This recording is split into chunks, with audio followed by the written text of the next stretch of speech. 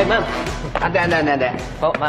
Ako na muna ang magdadrive. Matagal na akong di nakakapag-drive, namimiss ko na ang pagdadrive. Ha? Naku, ma'am, mapapagalitan po ako eh. Aba, kung sino ang papagalit sa'yo, pagagalitan ko rin. Ba, hindi ka pwedeng pagalitan. Buksan mo, dali. Okay pa kayo, ma'am? Okay na. Sige, tara mo. Bilisan mo.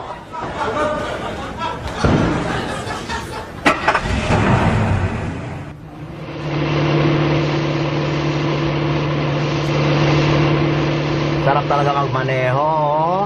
Tagal ka na din nagdadrive. Para ka nagbe-video game, oh. Ma'am, Oh. dahan-dahan lang po kayo. Baka ma-aksidente tayo eh. Naku, ano ka ba? Masyado kang nervyoso. Hindi mo alam. Professional ang license ko. Professional driver ako. Alam mo yung kulay pula? Pula lisensya ko, ha? Huwag ka mag-alala. Opo, ma'am. Ma'am. Para nyo po, ma'am. Ha? Bakit? Para nyo. Bakit? Ayan o, ma'am. Naku, ma'am. Yan na nga ba sinasabi ko eh. Huwag kang matakot.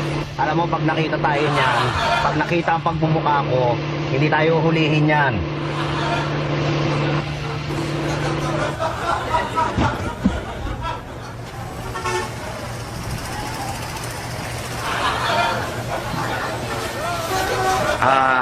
Chief, come in. This is Patrolman Roger. Patrolman Roger, go ahead. Chief, alam niyo po kasi may nahuli ho akong bigating tao overfeeding po siya Ganun ba?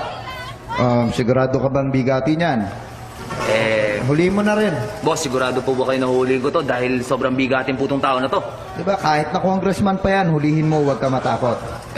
Chief, mas bigating pa ho to sa congressman Aba, di malamang, senador yan.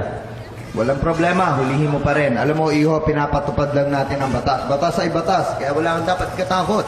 Chief, mas mabigat pa ho to sa senador Talaga, ganun ba?